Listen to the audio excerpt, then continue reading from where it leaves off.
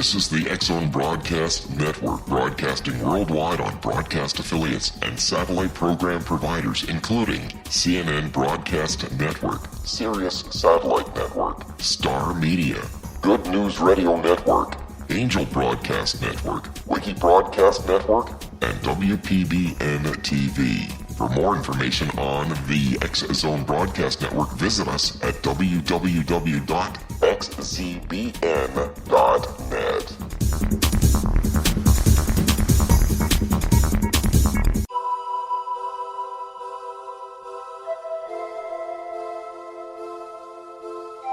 If you're a seeker, don't miss the inspiring book Shamanic Awakening, Between the Dark and the Daylight. This remarkable work chronicles shamanic counselor and indigenously trained dream decoder Sandra Cochran's 35 years of experience with diverse wisdom keepers throughout the Americas. Sandy's initiations across the British Isles, Turkey, Greece, and Egypt, combined with her knowledge of symbology, psychology, and myth, influence her dream blog and workshops. Sandy offers private readings, sacred international journeys, a meditative CD, and her book, Shamanic Awakening, to encourage you as you navigate your earth walk and create a deeper connection to yourself. Find this and more at her website, starwalkervisions.com.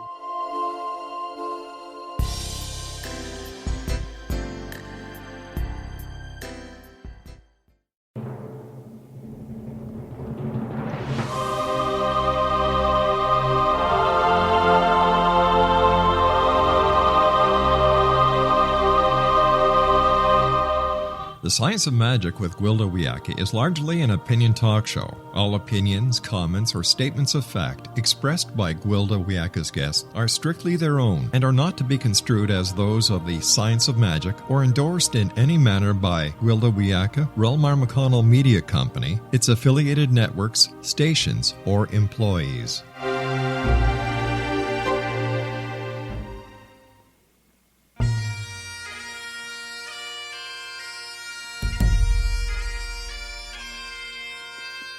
Welcome to the Science of Magic with Gwilda Wiyaka, a program dedicated to uncovering the unified nature of reality and humanity's ever-evolving place as truly galactic beings. For more information on the Science of Magic with Gwilda Wiyaka, visit us online at www.thescienceofmagic.net.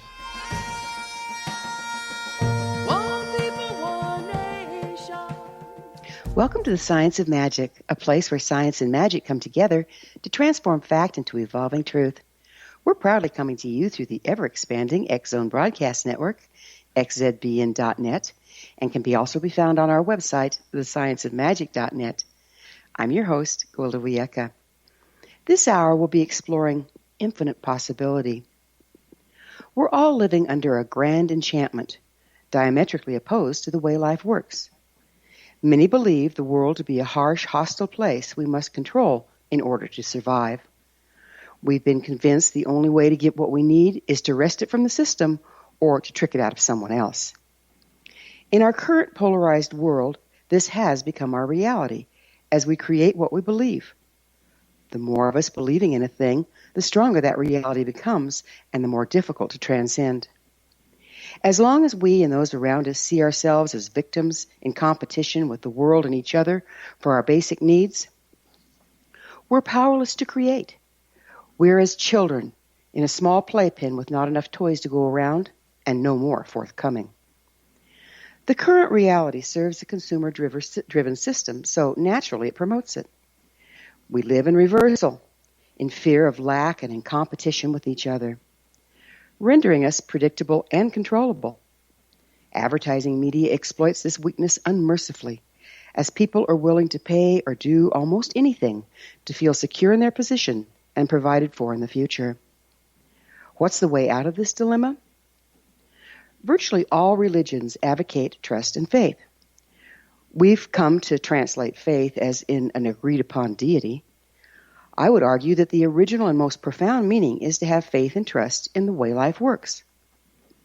Life is synergistic, self-sustaining, and self-perpetuating. Having trust and faith alone won't provide for us. We need to take action, set clear intent, and follow our promptings. Consider the deer in the forest.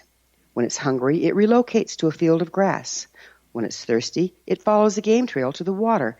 And when it's tired, it finds a safe, secluded place to make its nest. Come breeding time, deer actively seek out members of the opposite sex.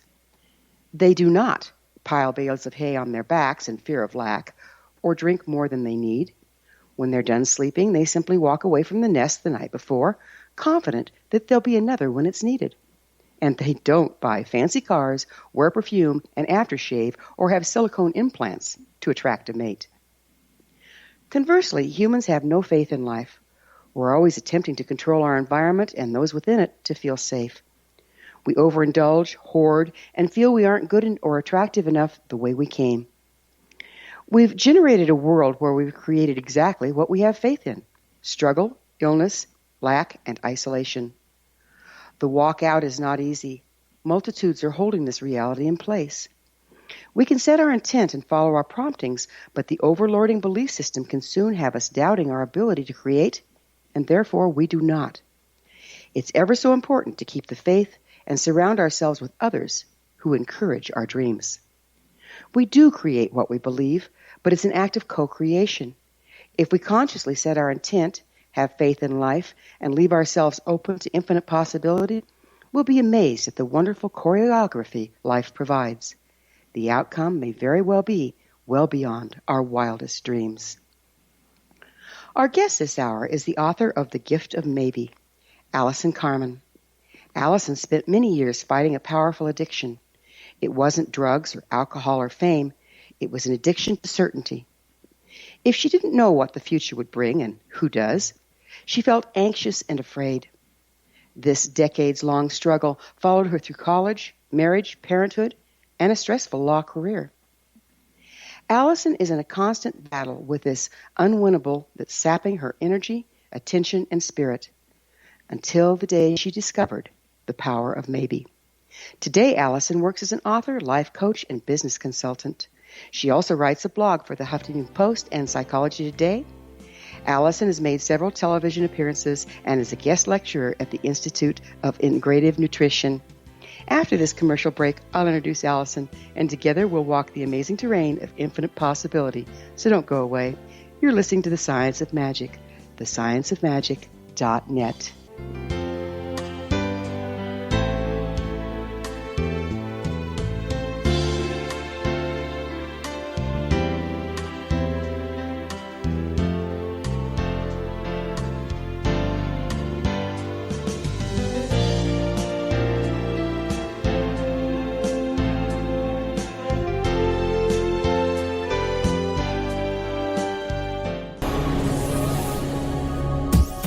This is the X-Zone Broadcast Network, broadcasting worldwide on broadcast affiliates and satellite program providers, including CNN Broadcast Network, Sirius Satellite Network, Star Media, Good News Radio Network, Angel Broadcast Network, Wiki Broadcast Network, and WPBN TV. For more information on the X-Zone Broadcast Network, visit us at www.xzbn.net.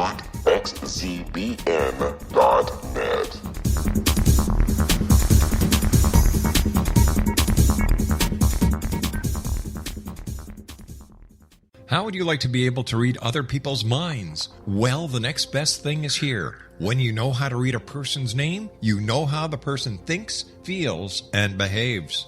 Each letter in our name holds a key to unlock our true essence. Our name contains both our gifts and challenges in this lifetime. Mnemology science discovers personality secrets hidden in the placement of the letters of our names, including the first and last impression people remember about us. Sharon shows us how to interpret the arrangement of letters as outlined in her book, Know the Name, Know the Person. Sharon Lynn Wyeth created mnemology science after 18 years of research and testing her theories, and has supported thousands of people around the world in understanding themselves and others better. You'll enjoy Sharon's unique teachings as she shares her system to learn the gifts behind your given birth name. Even if you don't like your birth name, there are jewels in this book. If you're thinking of changing your name, ready to name your child, or wanting to get along better with others, this is the book for you. If you'd like to improve your relationships and change your life for the better, get the book today, Know the Name, Know the Person, or visit www.knowthename.com. That's www.knowthename.com.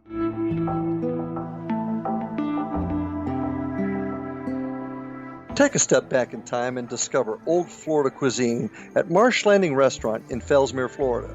Enjoy delicacies such as frog legs, gator tail, catfish, and swamp cabbage, or enjoy the more traditional cuisine such as hand-cut Angus steaks, ribs, and seafood. Join us for breakfast with a southern flair featuring sweet potato pancakes, biscuits and gravy, and much more. Planning a party? Marsh Landing's private dining rooms can accommodate groups from 8 to 80 people. While you visit, enjoy the historic pictures, artifacts, and stories that line the walls. Marsh Landing is truly a unique experience. Marsh Landing Restaurant, 44 North Broadway in historic downtown Fellsmere, or visit marshlandingrestaurant.com. Marsh Landing, old Florida cuisine at its best.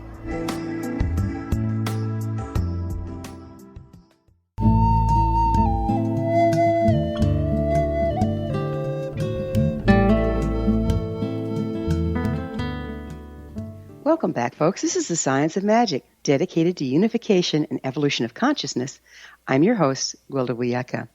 Our guest this hour is life coach, business consultant, blogger, and author of The Gift of Maybe, Allison Carmen. Her website, AllisonCarmen.com. Allison, thank you for joining us on The Science of Magic. Oh, thank you so much for having me today. You said you were addicted to certainty, and yet we live in an ever-shifting landscape. Is certainty even a possibility, or is it an illusion? Oh, that's a great question. Certainty is an illusion. And I think intellectually, most of us know that there's no certainty, but emotionally we don't. And that's where the suffering comes. That's where the grasping comes. And that's where, you had talked about in your first segment that this needing for security creates this grasping. So I think it's on the emotional level that we can't handle it because we're so afraid we're not okay. So yes, certainty is an illusion, but most of us make believe because we can't handle it that it's real.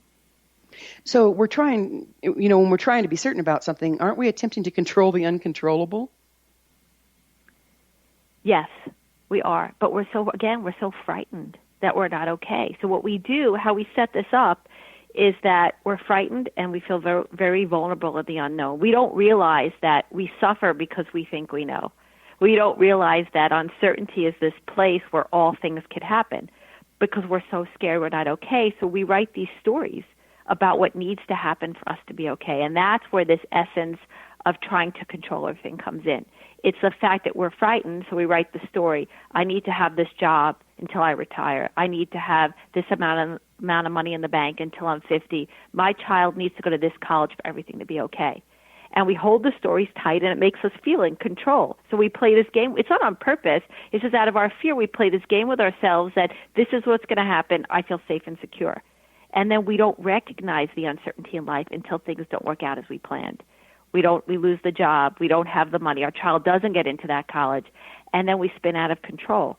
So until we could find our way to write another story to make ourselves feel better. And until we understand the story and the cycle of what we're doing to ourselves and how we're creating this suffering and we're grasping for something that's not even there, until we have that recognition, the cycle of suffering continues. And like you said in the first segment, we don't allow ourselves to really manifest the life that we really want. We have to shift our relationship with uncertainty. That's how it is. So if we're writing these stories, that sounds more like trying to be a controller rather than a co-creator. Is that part of the problem? Yes. And we're doing it out of our fear. We don't even realize we're doing it. So you're absolutely right. That's part of the problem. What are we afraid of? We're afraid we're not okay. Ultimately, we don't have a trustful relationship with the universe. We're frightened that the minute we don't know what's going to happen next in our life, we project things are going to be bad, or they're not going to work out, or we're not going to be able to, our children won't be okay, we won't have the job, we won't be able to pay our mortgage. And you know what's so interesting? Krishnamurti said, this great philosopher said, the reason why I'm happy is I don't mind what happens. most of us mind what happens. And that's where we get frightened, because we don't realize that just because we don't know doesn't mean it's not going to work out. And just because we don't know doesn't mean our lives can't take these beautiful turns. And reality is, it's the not knowing that creates the life that we want. It's our ability to hang out in the unknown with that trust and faith that we really manifest everything that we're supposed to in our lifetime. You know, this brings to mind a biblical reference that Adam and Eve were kicked out of the garden from eating of the tree of the knowledge of good and evil. And that sounds to me like what we're talking about here, in that they chose to judge things as either good or bad and then act accordingly, rather than being neutral and openly receptive of whatever came their way. Right. Yeah, we're always judging every minute we know. We think we know what's good, what's bad. You don't know. And it's actually beautiful not to know. But the problem is that we're talking about trust and faith and relationship with the universe. If people are afraid of uncertainty, they can't get to that place. And that's, for me, what happened. That's where my addiction was, that I wanted to know because I didn't feel safe. And even though on an intellectual level I said, well, if I could just have faith in life, if I could just trust things will be okay, my life would change. But I didn't have that faith and I didn't have that trust because I was so frightened. And so that's the piece I think that's catching a lot of people, that this fear and lack of relationship with the universe prevents us from getting to the place.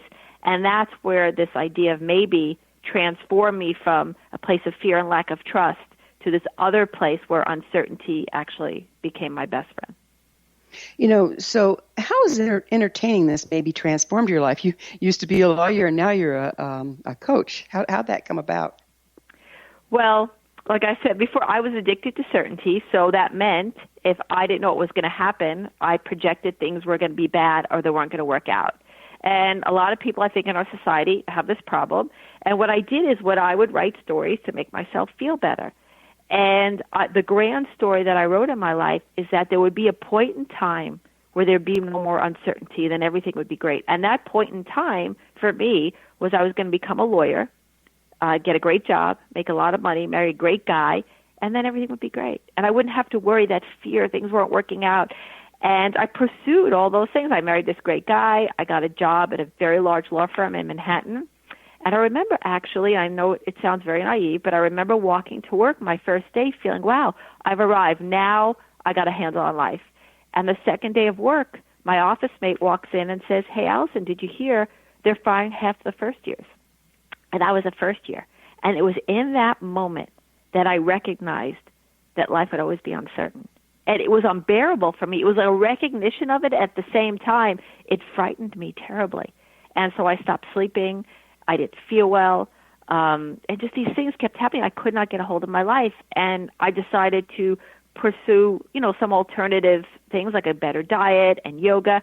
And so I started to have more of a stillness, and I started to be more centered. But the minute something uncertain happened in my life, I would spin out of control again. Until one day, I heard this beautiful Taoist story about this farmer. And he had a horse, and his horse ran away. And his neighbor came by and said, you have the worst luck. And the farmer said, maybe. But the next day, the horse came back with 5 mares. And the neighbor came by to the farmer and said, you have the best luck. And the farmer said, maybe. But the next day, the farmer's son was on the horse. He falls off and breaks his leg. And the neighbor comes by and says, you have the worst luck. And the farmer says, maybe. But the next day, the army comes to take his son to war, and they can't take him because his leg is broken. So the neighbor comes by to the farmer and says, you have the best luck. And the farmer says, maybe. And what's so interesting, in the Taoist tradition, the story means things are neither good or bad. They just change. But for me, the minute I heard that story, I actually felt a pop in my chest, because I realized every time I didn't know, I projected things were going to be bad. And that story just let me see that, well, whatever happens in this moment, it's going to change in the next moment. And within that change is hope and possibility. So what maybe did for me, it allowed me to be with uncertainty, but be with hope, all without attachment. And now I see uncertainty as a place where if I want my life to change, it has to happen in the unknown. And when something happens, I recognize I don't know if it's good or bad. And in a way, it produced a cognitive faith, a faith that my mind could embrace. And then the more I hung out in the unknown with this comfort, this ease, this recognition that there were infinite possibilities in life, the more comfortable I got with uncertainty, and the more actually I cultivated faith. So that's how I went from a total addiction to certainty to a life of maybe impossibility. That's fantastic. Well, I wonder, how much do you think that our current systems encourage this fear and feeling incomplete in order to exploit the individuals in the culture? Oh, I think it's sold to us every minute of the day. I think that we're sold, these are the things that need to happen for us to be okay. You need to have this retirement account. You need to have this job. Your child needs to play these sports. Your child needs to do this. You need to get this college. It's happening to us constantly. And so I think that it's our families, the structure of our families and what we teach our kids, it's there. I think it's there in the media. I think it's everywhere. So in a way, we have to awaken to a new reality ourselves in order, I think, to shift it. And yet it's being, encouraged all around us from, like you say, the minute we're born. Our parents have been taught to be afraid, so what are they going to be afraid of? Our safety. Right. And it's been proven scientifically, I did in psychological studies, where if the mother responds in fear to a situation, the child will be afraid of it. But if the mother's confident of the same situation, the child will be at ease. And so we're conditioning our children through our own fear. Yeah. It's all around us. How do we transcend this? Yeah. Well, for me, I actually changed this through this idea of maybe. It's incredible because it sounds like such a simple thing, right? Oh, this woman is telling me if I say maybe my life will change. But what happens is it trains your mind to think differently because it takes you from this place in your mind where you're so sure that you know what's going to happen next. Even if it's real or fake, whatever, you're so sure you know. It's this little fear that sits in your mind that controls you. And maybe it takes you to this open place where you say, maybe that thought's not true. Maybe there's more. Maybe I could make a difference. Maybe I need to look at whatever your maybe statement is. The mind can't argue with it. And the minute you go there, the mind goes from fear to this place where even if your fear exists, it goes to this infinite place of possibilities where you recognize more is possible. So the maybe practice, it's really incredible practice to retrain the mind to think differently. And over time, the more you engage in it, the more you are able to hang out on certainty, that's when you develop the relationship with the universe. That's when you develop faith. The problem is people are so afraid of letting go. They're so afraid of not being certain that they're not willing to go into that infinite playing field and even try out the relationship. So maybe this soft, little, beautiful place where we could start to think differently, live differently, shift that relationship, and expose ourselves to all that's possible. So what this looks like neurologically is when we start to do the knee-jerk reaction of going into fear when things change that we hadn't planned on, we stop and pick maybe instead of certainty, which starts us rerouting our neurological pathways. Is this what you're seeing? It's exactly what I'm seeing. And what's so interesting, I had no idea in the beginning. In the beginning, it was just helping me feel less stressful. I'd come home, I don't have enough clients, things aren't working out, and I would just start doing maybe statements. Maybe that thought's not true. Maybe you need to call somebody. Maybe everything is great. Maybe it'll change tomorrow. It just allowed me to be less stressful. I didn't even see that it was even going to be more powerful than that. And then over time, I realized that I was more present because what happens is maybe stops the projection. It ends that projection because that's why we're so in fear, because we're living out the future all the time. And if you're projecting out to the future, it's like a bottomless pit. So all of a sudden I became more in the moment. So here I am, I'm more present, I'm less stressed, I'm less worried, and then eventually my thinking just started to change automatically. I'm hanging out in the unknown, I'm cultivating faith. So yeah, I think at this point my mind works differently because over time, because of this maybe practice, things I think are actually being rewired. And I think people ultimately cultivate faith, and that's the piece I didn't even see. I thought you'd have a maybe practice forever and you'd always struggle with uncertainty, but the reality is you have a reprogramming and you actually cultivate faith and uncertainty changes. We're going to have to pick up with this on the other side of a break. I'm sorry. Alice and I will return to our discussion on the flip side. We're coming to you through the X Zone Broadcast Network. Don't miss the other fine shows and hosts on xzbn.net. You're listening to The Science of Magic, thescienceofmagic.net. I'm Gwilda Wiyaka. There are more possibilities to come, so don't you go away.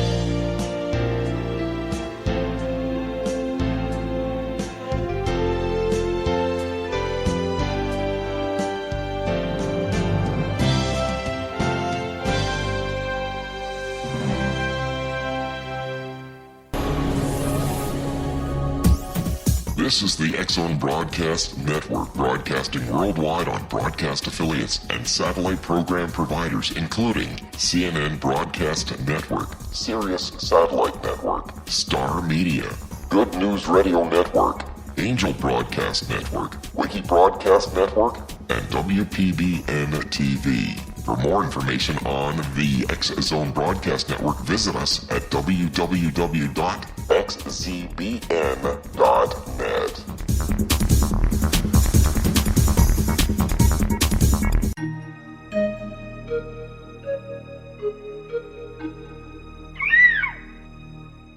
While science pursues fact, magic accesses the quantum level, bridging random facts to form truth. As long as science and magic remain separate and polarized, the truth cannot be known. I'm Gwilda Wiyaka. Join me on the Science of Magic radio program, dedicated to unification and evolution of consciousness. During each episode, I'll be speaking with experienced and respected scientists and mystics. From astrologers to astronomers, from medical doctors to shaman, the scientific method to dowsing and intuition, we'll weave together information from seemingly divergent practices to promote unity and enlightenment. Join me, Gwilda Wiyaka, and the Science of Magic right here on the Mutual Broadcast Network. For more information, visit www.thescienceofmagic.net. Gibbs A. Williams, Ph.D., is a practicing psychoanalyst, supervisor, researcher, and author in New York City. Much of his life has been dedicated to understanding nature and the uses of meaningful coincidences or synchronicities. His radical and original non-Jungian, non-mystical, non-magical theory of synchronicities illuminates much of the fog surrounding this challenging and perplexing topic. His ideas and manners are fresh, presented in a style that is both entertaining and highly informative. He is also an expert on crisis intervention, specially focused on violence reduction for the police and citizens, mastering anxiety, frustration, and stress without the use of medication, and effectively preventing and treating heroin addiction. Dr. Williams can be contacted at his email address at gwwilliamsny11@aol.com or visit his website at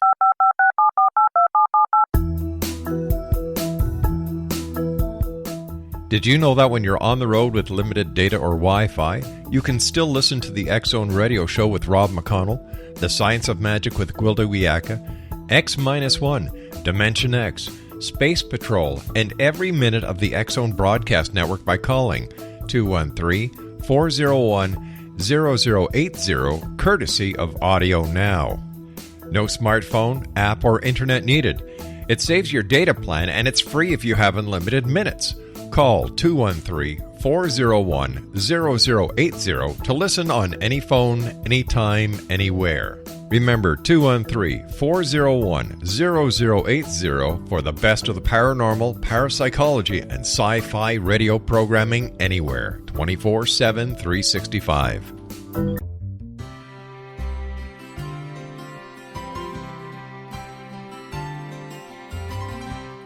True healing must address 4 levels: physical, emotional, mental, and spiritual, for us to live joyful and productive lives. We tend to treat 3 of the 4, leaving the spiritual languishing. If you're tired of the same dysfunctional patterns cropping up in your life, Soul Balancing is for you. Trixie Phelps, owner and founder of Soul Balancing, is a naturally gifted energy healer trained in numerous esoteric forms, including shamanism. Trixie has created a powerful modality that safely and effectively clears your energetic field. A soul balancing session can remove interference, heal trauma, and restore your hope. Contact Trixie for a life-changing long-distance session today, www.soulbalancing.world.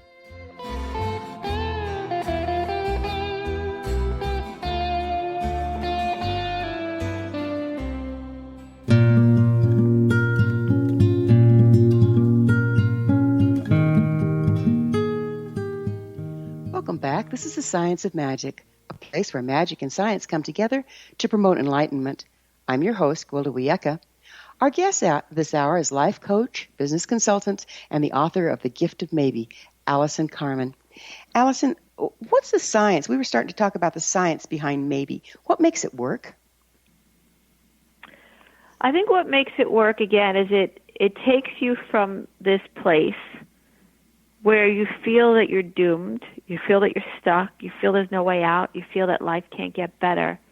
And it brings you to a place where you recognize that maybe more is possible. It doesn't demand it. See, the problem is that people try to engage in positive thinking.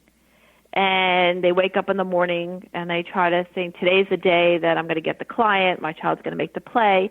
And if people are afraid of uncertainty, the minute something uncertain happens, negative thinking is going to take over and they're going to lose the positive thoughts.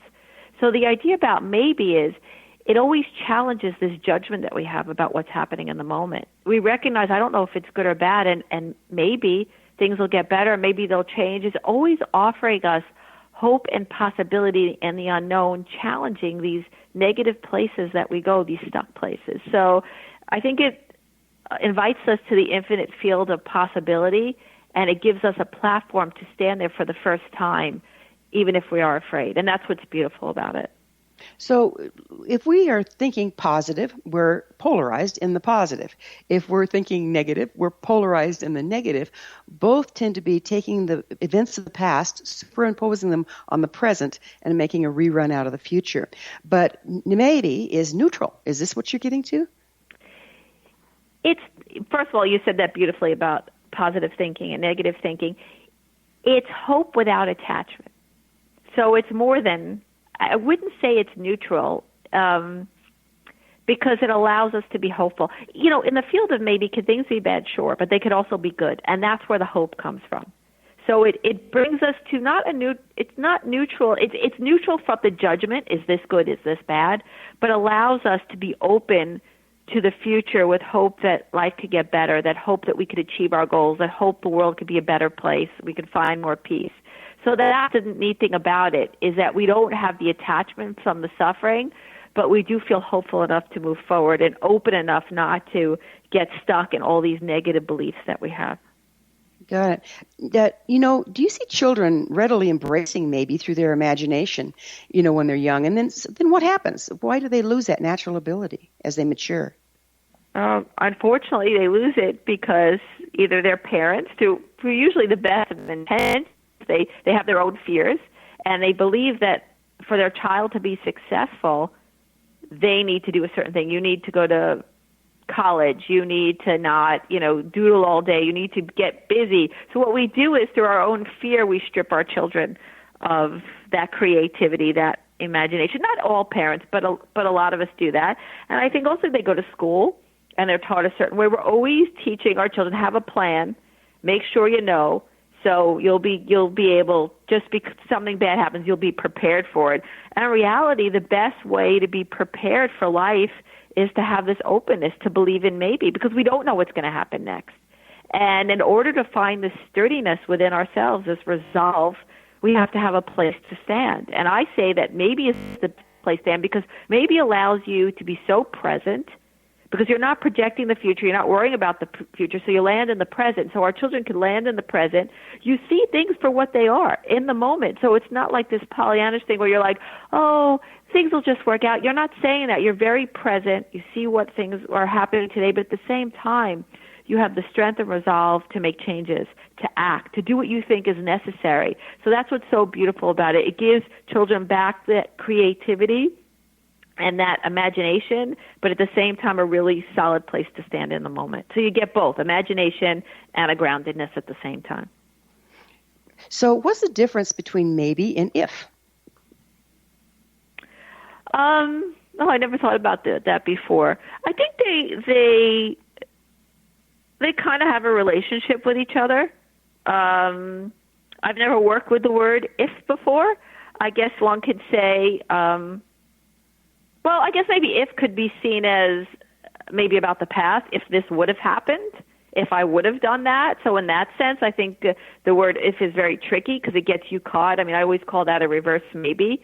What we do often is that we write stories that if I would have made a different decision yesterday, I would be okay today. And we live in such regret that it prevents us from moving forward because we think we missed out on that one opportunity life would have gotten us. And we don't realize that if anything would have been in the past, anything that would have happened differently, maybe we wouldn't be here today. Maybe it wouldn't be better. Maybe everything that happened was supposed to happen. And all we know is in this moment, here we are with the hope and possibility that moving forward we could have the life that we want. So if we look at if as something that's creating regret from the past, it's not a really great word for us to use. So how can maybe help with manifestation? How does that play in there? Because if we're staying neutral and saying, well, maybe it's good, maybe it's bad, neutral isn't active. So how do we transcend that into manifestation? Right. Well, I think maybe what it does, again, it's not neutral. I think that the fact that we're not judging if it's good or bad in the moment releases us to manifest. Because the reason I think we don't manifest is in this moment we're so busy judging what this means that we shut down. This is bad, this is horrible, things can't change, my life will never be different. Boom, there's no manifestation. So it's maybe allows you this lack of judgment which opens you up. Maybe I could still have the life that I want. Maybe there's something else out there. Maybe I need to change my thought. Maybe I need to change my job. So here you are. You're like, I don't know what this means, but because I don't know, not knowing means there's hope, there's possibility, there's change. There's this grand platform where so much more could happen.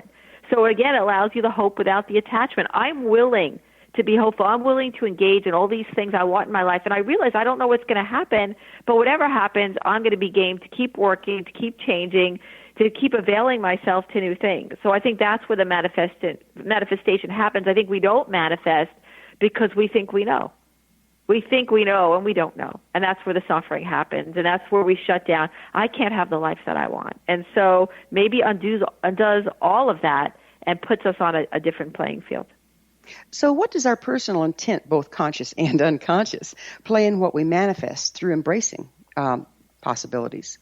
Well, I think I think your intent is, you can have an intent, right? My intent is I want to grow a business. I want to make the world more peaceful. I think intent's very important because it's the initial energy of what we're going to do in our lives. Where we fall apart is that we go from intent to expectation, right? I intend this to happen, and then because we're so scared we're not okay, we write the story of how it has to happen. So that's the part that we get caught in. We go from intent. If we could just say, I intend this, and then just let go. And that's what the maybe is so great. I intend this. I have no idea how it's going to happen, and maybe it'll happen this way, maybe that way. I don't know. And then when something happens we don't expect, instead of saying, that intention can never happen, this is never going to work out. No, we don't do that. We go into maybe and say, okay, I thought it was going to be this way. Maybe this is okay. Maybe it's for the best. Maybe I need to make another decision. And then again, we take that intention to a new open space with a new infinite field of possibilities with the possibility to manifest. The minute we shut down on, oops, that's not the way I expected to see it fulfilled, therefore it's not going to be fulfilled, then we've written the story, then we're down the road into the future in fear. Is that what you're saying? Right. Yeah, absolutely. And that projection, it gets us every time. Because it's this story, right? It's the story that has no bottom. You could create a nuclear war in your mind if you really wanted to about what's going to happen tomorrow or the day after that. It's stopping that projection and landing in the moment and being flexible and fluid with change. I think that's how people really manifest in their lives. What do you see so important about being present? I think that's where we're most powerful. I think that's where life is really happening. I think that's where manifestation happens, new ideas, creativity, imagination. This is where it all is. And it's not also only manifesting, it's also living. There's this power and this beauty and this preciousness of each moment. And the projection just takes us far away from that. And you can't just go up to someone and say, stop worrying. Because if they're afraid of the unknown, they can't. And that's why maybe is so beautiful, because maybe it challenges people's worry. And when they realize, I don't know if this worry is true. And again, it sounds so simple. It's just this word, maybe. But maybe my worry is not true. Maybe this is for the best. Maybe I need to make a change. Maybe I need to, because whatever that is, it neutralizes the worry. It brings us back into the present where we can enjoy life and we can also manifest. All manifesting happens in the now. And the enjoyment, the pure enjoyment of life happens in the now. But it's really tough for people to get there because they're afraid of the unknown. So maybe it's this tool that constantly brings you back again and again and again to this moment where you are most powerful. So if we have power in the moment and maybe keeps bringing us back into the moment, Can we stay neutral enough, if you will, to stand in maybe and have faith that whatever's coming to us in some way does serve us, in some way does serve our intention? Is that part of the key? Yes. I think over time you get there. See, originally when I found this idea, I said this is a cognitive faith. This is allowing people to be present enough to engage in the unknown as if just like someone who had faith had. That's what's so cool about maybe. You get to hang out with all the people who are just okay with whatever happens in life. You get to hang out with all the people that see infinite possibilities. What's so fascinating about it, it kind of gets you to a place where all the people have such a great relationship with the universe. That's where they hang out. That's what's so cool about it. It lands you in this place where everything changes. And over time, I think you cultivate faith. Because the reason I don't think we cultivate faith is that we're never willing to be uncertain. And that's the only way to do it. Either you were brought up that way and you believe it, or you had this amazing experience with uncertainty. But most of us are resisting it all the time. That's why we can't cultivate faith, because every time there's uncertainty, we just want certainty. So we're never willing to cultivate it. So maybe, what's so cool about maybe is you're just practicing maybe, but because you're hanging out in the unknown and because you're willing to be uncertain, you cultivate faith over time, because you start to have, the first time in your life, this beautiful relationship with the universe. You see how it flows. And that's the most amazing part. And when I wrote this book, The Gift of Maybe, I didn't know that. It wasn't until clients came back to me and said, I don't even use the word anymore. I just have faith. And I guess for me, too, I didn't realize it in my own life. I don't always use the word maybe anymore because I have a better relationship with uncertainty. So it's like this ebb and flow of intention, manifestation, lack of expectation, constant hope. And when you get to that place, like you said in the first segment, everything changes. Life opens up. It's amazing when you can just kind of sit back and watch what's going on around you rather than sitting on the edge of your seat, all concerned about creating something to your liking. Because we don't, mostly aren't we just creating solutions to problems we don't really have? Yeah, often we are. They are. And why? Because we're so afraid of uncertainty. That's, at the end of the day, that's the game for me. It's, if we could change our relationship with uncertainty, all of this changes. If we could stop running away from this fear of the unknown, everything from that point on, your whole life will change. But you have to be able to get there, right? We're going to have to take another break. Alice and I will be back shortly, so don't leave us now. This is The Science of Magic, thescienceofmagic.net, the place where altruistic professionals of science and the esoteric create common ground for the betterment of our world. We're brought to you daily by the leader in paranormal, spirituality, and alternative health programming, the X Zone Broadcast Network, xzbn.net.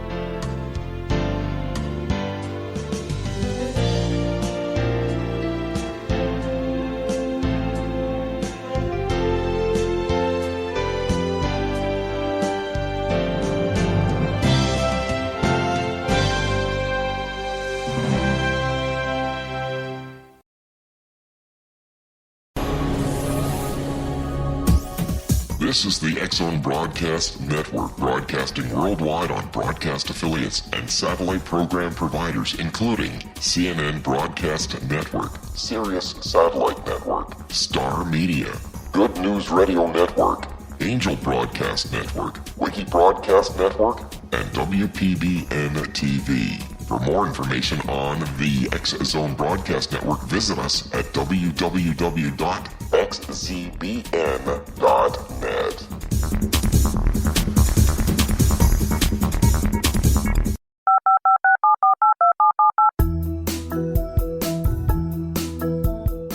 Did you know that when you're on the road with limited data or Wi-Fi, you can still listen to the X Zone Radio Show with Rob McConnell, The Science of Magic with Gwilda Wiyaka, X-1, Dimension X, Space Patrol, and every minute of the X Zone Broadcast Network by calling 213-401-0080, courtesy of Audio Now. No smartphone, app, or internet needed. It saves your data plan, and it's free if you have unlimited minutes. Call 213 213-401-0080 to listen on any phone, anytime, anywhere. Remember 213-401-0080 for the best of the paranormal, parapsychology, and sci-fi radio programming anywhere, 24/7, 365.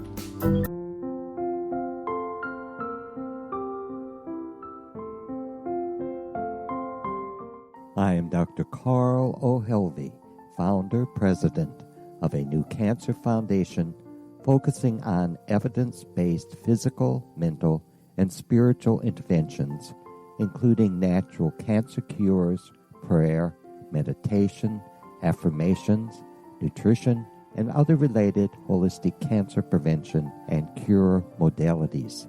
These are used in cancer education, research, and financing care. I ask for your help to continue this important work by donating at www.holisticcancerfoundation.com.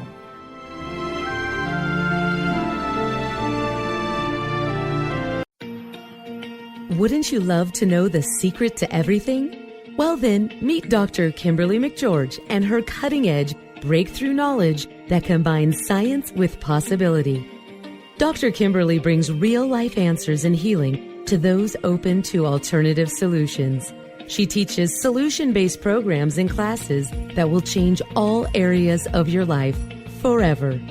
Specializing in conscious creation, intuitive readings, and energy medicine, you can rapidly shift health, relationships, business, and money and abundance challenges quickly. Receive her best-selling book, Secret to Everything, at no cost by going to secrettoeverything.com/X-Zone. That's right, transformation can start now.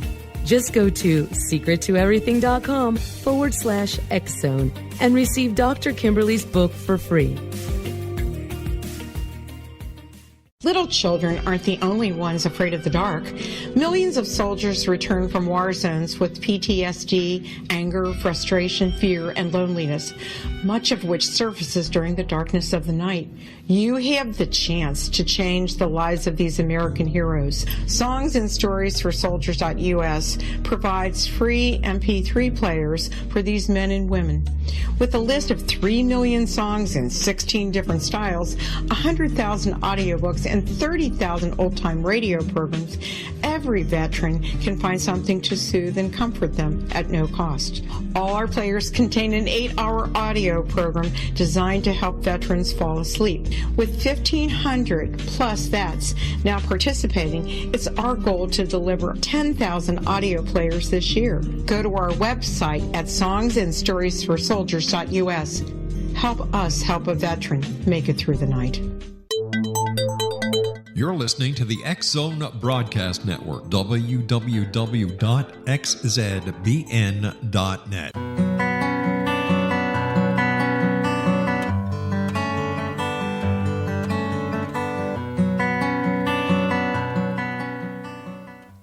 Welcome back. This is the Science of Magic, bringing together gifted people of service to the world.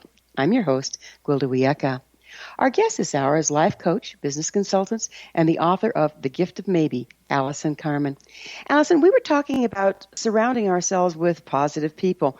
When you start into this process, you're surrounded by who you've been when you've been in fear. And what happens when you have a whole bunch of negative people in your world and you're trying to embrace maybe? What advice do you have for our listeners? Well, I think that's a really great question.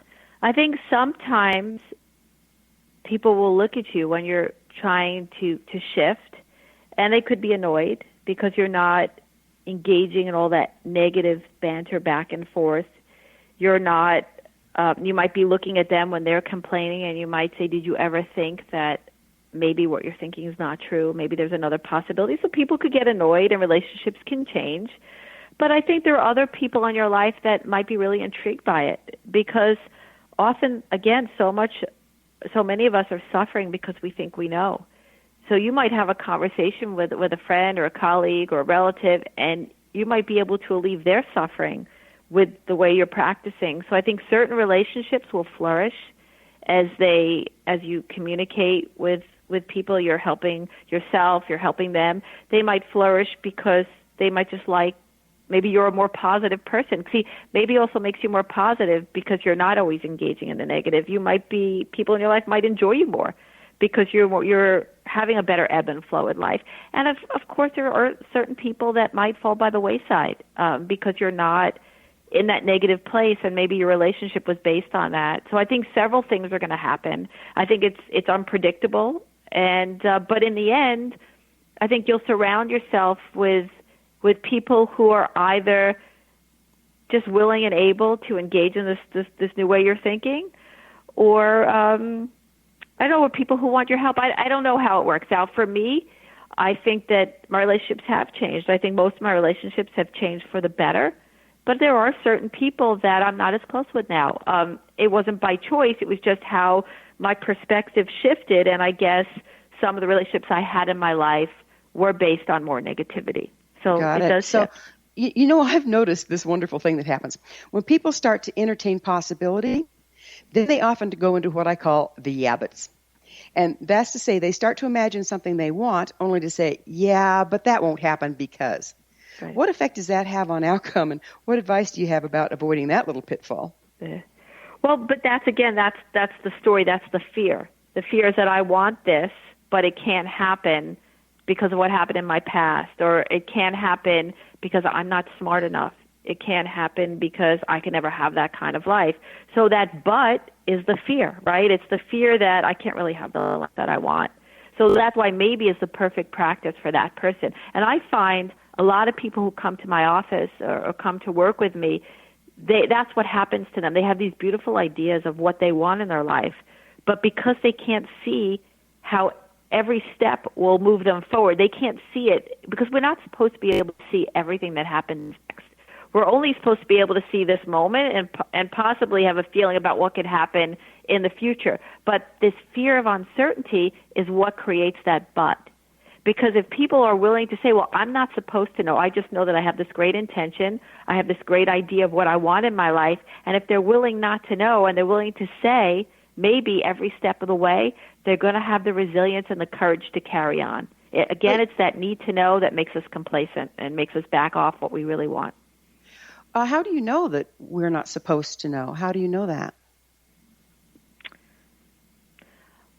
I know that I can only say I know that from my own experience. And I also know we don't know. It's almost like I said we're not supposed to know. We just don't know, right? That's the reality of life. I have no idea what's going to happen in the next 5 minutes. And I know when I try to know, I suffer. So for me, if I'm suffering and I'm hooked and I'm not in the moment, then something has gone wrong with my thinking. You know, I've noticed over the years that the more expansive I become, the more present I become, the more indication I get by watching the patterns moving in life of what is going to happen. So there is a way, you know, at what's going to be coming and how to stand in a sweet spot in there based on your intent and bottom line.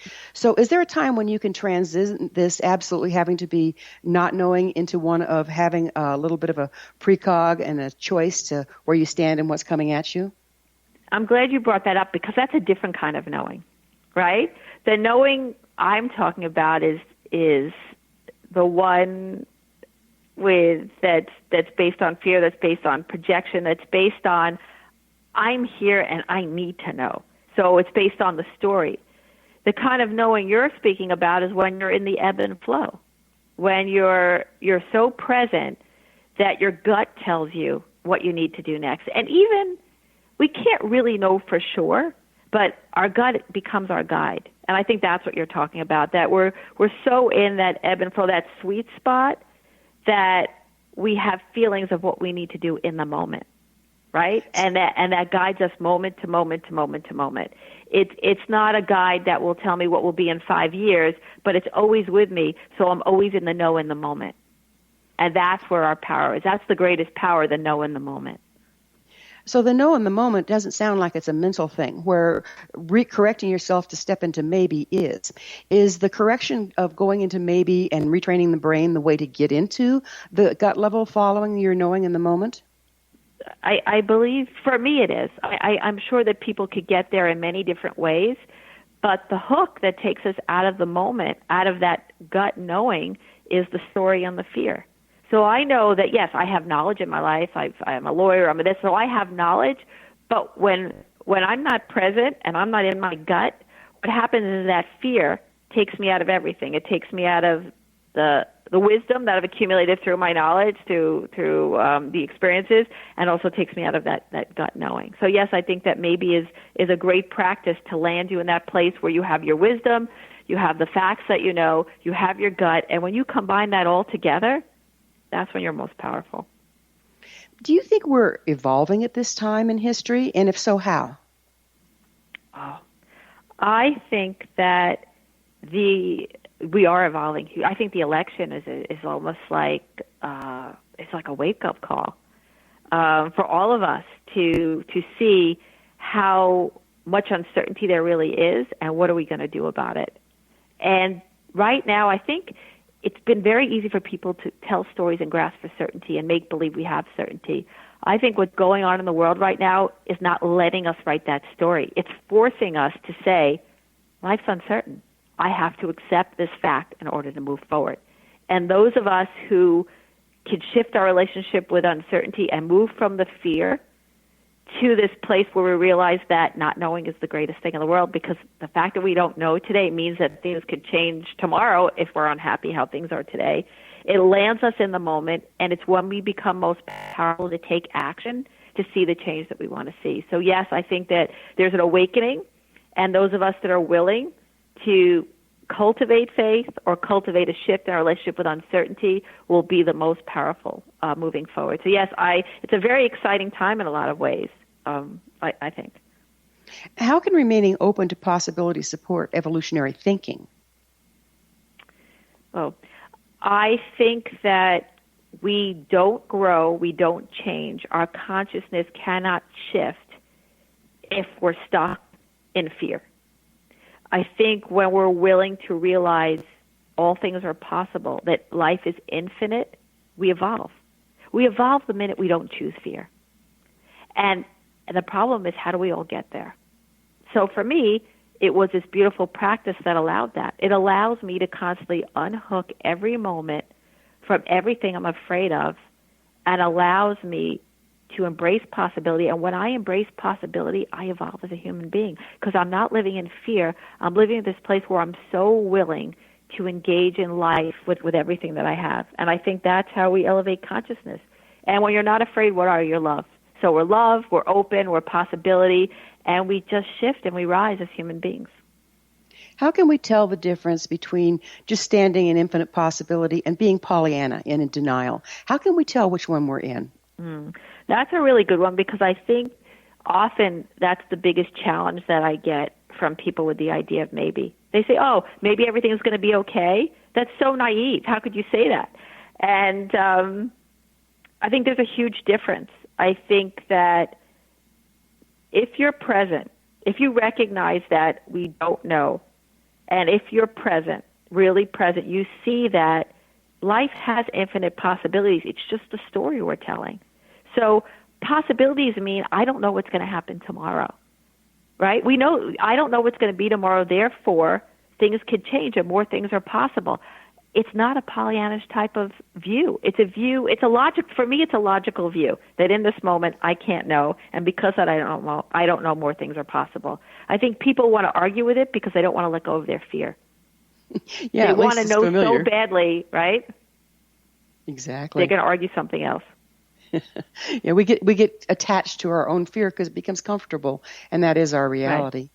You know, this has been wonderful. I can't thank you enough for being on with the Science of Magic today. Thank you so much for having me. All right. Our guest this hour has been life coach, business consultant, blogger, and the author of The Gift of Maybe, Allison Carmen. Her website, AllisonCarmen.com. This has been the Science of Magic. Remember, you can always listen to past thought-provoking episodes on our website, thescienceofmagic.net. Don't forget to join us on the next episode of The Science of Magic. But until then, dear ones, may you be blessed with knowledge and comforted with love as you live a life of infinite possibility.